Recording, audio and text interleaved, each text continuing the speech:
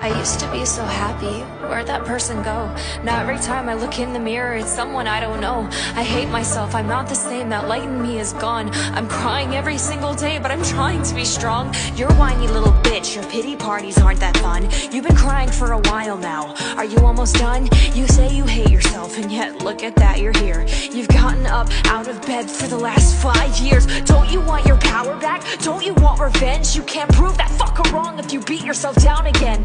I say this as a friend, I say it cause I know who you are. I've been here from the beginning, but I've been waiting in the dark. I am that voice inside you that knows exactly what you're worth. I'm that fuck off bitch energy that you need to put first. I'm the line drawn in the sand and the boundaries you need to set. I'm the demons you'll unleash and the dreams you'll manifest. Aren't you sick of always being last? You have no discipline.